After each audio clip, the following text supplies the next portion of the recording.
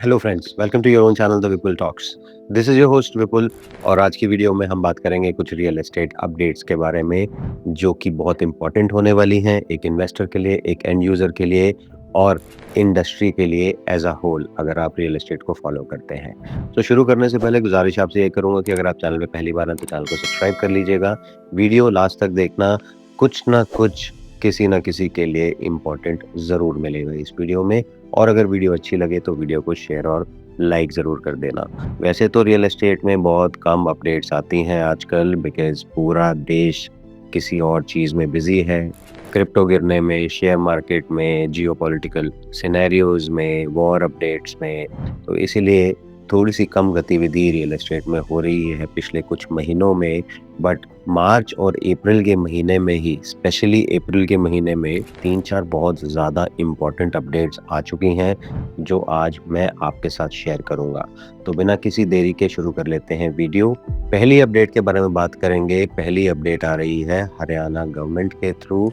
Haryana government ने एक बार और कलेक्टर रेट्स बढ़ा दिए हैं। पिछले 1 साल में दूसरी बार ये कलेक्टर रेट्स बढ़े हैं और सबसे चौंकाने वाली बात ये है कि पहले जब भी कलेक्टर रेट बढ़ा करते थे, वो 5% से लेके मैक्सिमम 35-40% तक बढ़ते थे। बट इस बार 10% से लेके 75% तक के कलेक्टर रेट हरियाणा सरकार ने बढ़ा दिए हैं।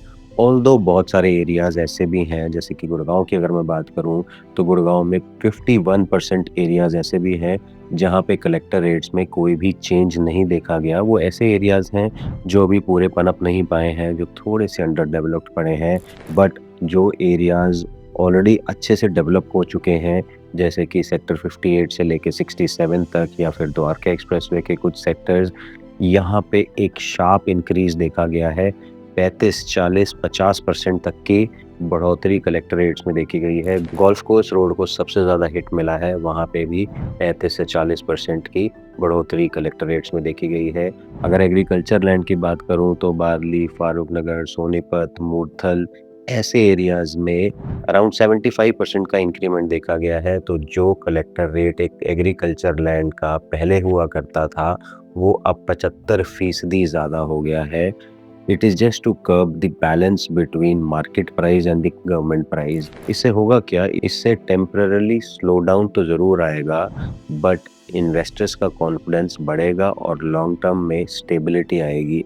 बट मुझे लगता है कि इतनी जल्दी कलेक्टर रेट बढ़ाना एक सेंसिबल डिसीज़न नहीं है, क्योंकि यहाँ पे ऑलरेडी बहुत सारे फैक्टर्स को चलते रियल एस्टेट के सेंटिमेंट्स थोड़े से सुस्त हैं। ये सेंटिमेंट मार्केट को थोड़ा-सा और सुस्त करता है for a shorter period of time, but ultimately ये ठीक हो जाता है और लॉन्ग टर्म में स्टेबिलिटी की तरफ भी लेके जाता है।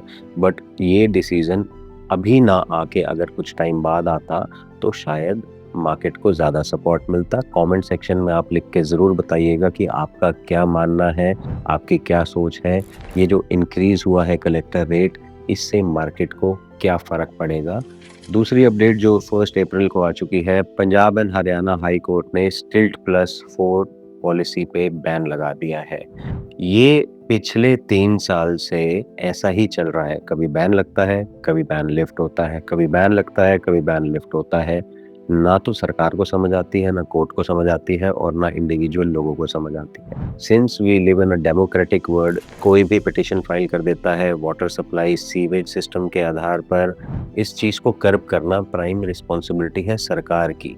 एक बड़ी पुख्ता न्यूज़ आई डीएलएफ फेज़ 1 में, जो 12 मीटर की रोड पे आमने-सामने कोठियाँ या फिर फ्लोर्स बने हुए थे। वो रोड तो 12 मीटर की है, बट मोटरेबल रह गई सिर्फ 4 मीटर की। तो 10 मीटर तक लोगों ने रैम्प्स अपने आगे बढ़ा रखे हैं। इसकी टेक केयर कौन करेगा? इसकी टेक केयर म्युनिसिपल कॉर्पोरेशन करेगी, जीएमडीए करेगी, बट यहाँ पे कुछ नहीं करना।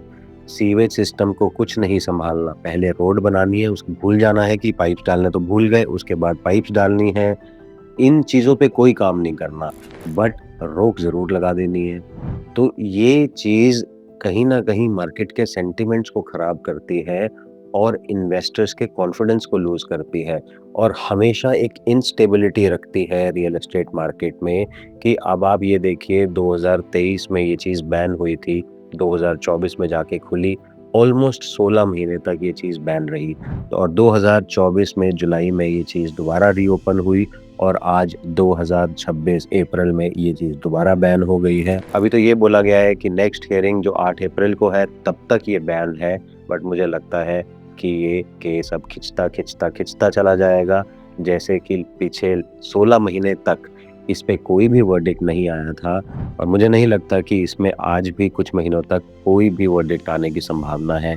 हाँ, लोगों में बड़ा पैनिक है, कन्फ्यूजन है। कोई कहता है जी मैंने फ्लोर लिया था, 4th फ्लोर लिया था, अभी तक उसकी ओसी नहीं आई है, मैंने उसी की पेमेंट कर दिया तो क्या मेरी ओसी लटक जाएगी? कोई कहता है कि मेरे पास दीनदयाल का प्लॉट है, क्या दीनदयाल प्लॉट में भी ये चीज़ लागू हुई है? कोई कहता है जी मेरा प्लॉट 10 मीटर से ऊपर है, तो क्या आज मैं उस पे नहीं बना सकता कुछ? तो अभी तक दीनदयाल को लेके इसमें कोई क्लैरिटी नहीं है। एक सिंपल सी स्टेटमेंट दी गई है कि अक्रॉस द इंडस्ट्री कोई भी प्लॉट हो, कैसा भी प्लॉट हो, कितने मीटर का भी प्लॉट हो, वहाँ पे स्टिल्ट +4 को हॉल्ट कर दिया गया है टिल द नेक्स्ट जजमेंट जो कि 8 अप्रैल को है। उसके बाद क्लैरिटी आएगी कि क्या दीनदयाल के प्लॉट्स इससे एग्जम्प्ट हैं या फिर 24 मीटर 15 मीटर के रोड के प्लॉट्स इससे एग्जम्प्ट हैं या नहीं है। बट आई एम श्योर कि ये 8 अप्रैल को भी क्लैरिटी नहीं आने वाली, ये एक्सटेंड होगी। कब तक होगी इसका अनुमान नहीं लगाया जा सकता। कमेंट सेक्शन में आप लिख के ज़रूर बताइएगा कि आपको क्या लगता है कि इस पॉलिसी हॉल्ट से, इस पॉलिसी बैन से प्लॉट के प्राइजेस में कितने फ़र्क पड़ेंगे। लुकिंग एट द फैक्ट कि वैसे ही प्लॉट्स में लिमिटेड सप्लाई है और कोई भी नए प्लॉट्स नहीं आ रहे। हुडा के प्लॉट्स हों, चाहे वो प्राइवेट प्लॉट्स हों, चाहे वो दीनदयाल के प्लॉट्स हों, आपको क्या लगता है कि ये प्राइजेस रुकेंगे, करेक्ट होंगे, स्टेबल रहेंगे या फिर अभी भी धीरे-धीरे बढ़ते चले जाएँगे? अब बात कर लेते हैं तीसरे अपडेट की। तीसरा अपडेट भी काफ़ी ज़्यादा इम्पोर्टेंट है। तीसरा अपडेट ओनर्स के लिए, टेनेंट्स के लिए, हर इंसान के लिए जो कि अपनी प्रॉपर्टी रेंट पे देता है या फिर जो गुड़गांव में रेंट पे रह रहा है उसके लिए 1 अप्रैल को गवर्नमेंट की गाइडलाइंस आ चुकी हैं, इनकम टैक्स डिपार्टमेंट की गाइडलाइंस आ चुकी हैं कि अगर आपका रेंट 50,000 या 50,000 रुपये से ज़्यादा है तो आप अपने ओनर को उसमें से 2% का टीडीएस काट के जमा कराएंगे। और ओनर्स के लिए भी ये इम्पॉर्टेंट है कि वो अपने सीए से बात करके रखें कि उनको आज के बाद 50,000 या 50,000 रुपये से ज़्यादा अगर उनके पास रेंट आता है तो 2% का उनके नाम पे टीडीएस कट के आएगा।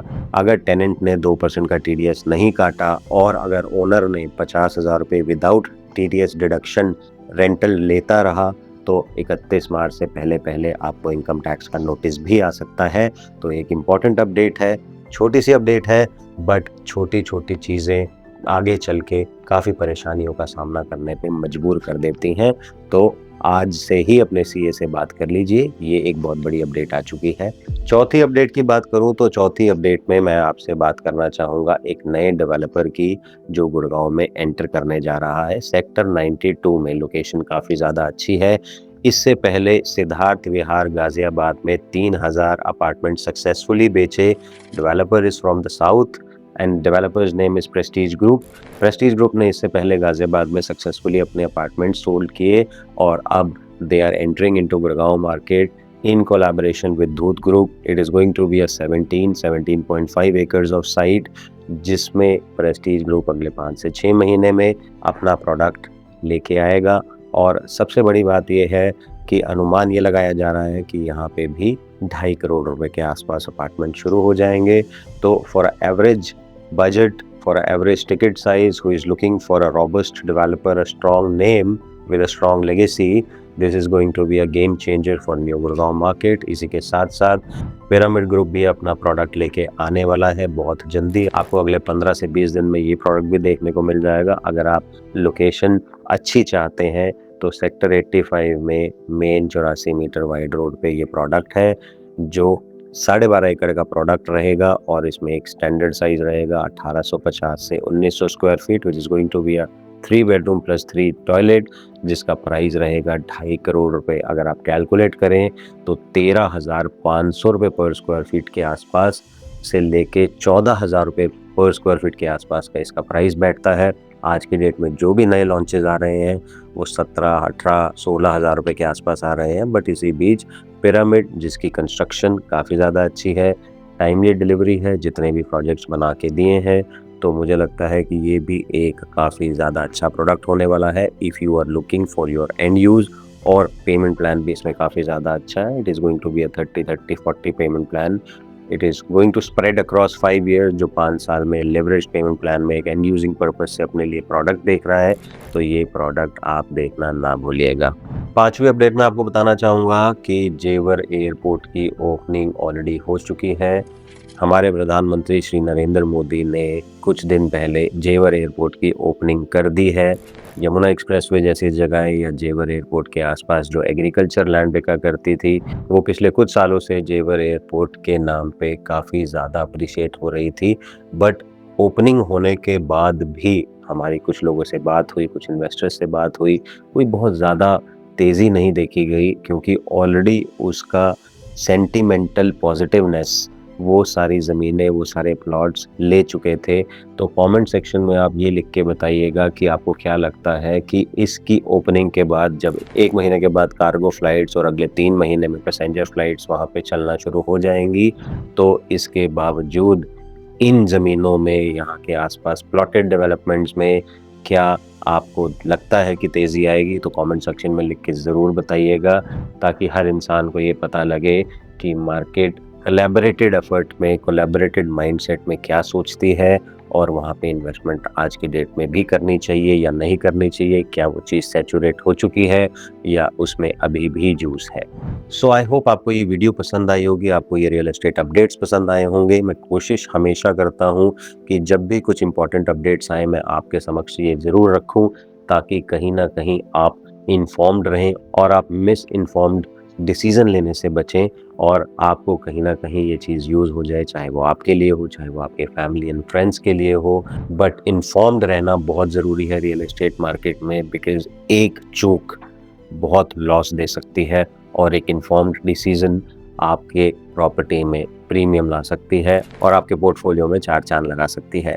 सो आई होप आपको ये वीडियो पसंद आई होगी। अगर आपको ये वीडियो पसंद आई है तो वीडियो को शेयर और लाइक ज़रूर कर दीजिएगा, और अगर आप चैनल पे पहली बार थे तो चैनल को सब्सक्राइब कर लीजिएगा, ताकि ऐसी अपडेट्स, ऐसी वीडियोज़, नए-नए लॉन्चेज़, अफोर्डेबल प्रोजेक्ट्स, इन्वेस्टमेंट अपॉर्च्युनिटीज़ आपको पता लगते रहें। सो आज के लिए बस इतना ही। I will see you in the next video.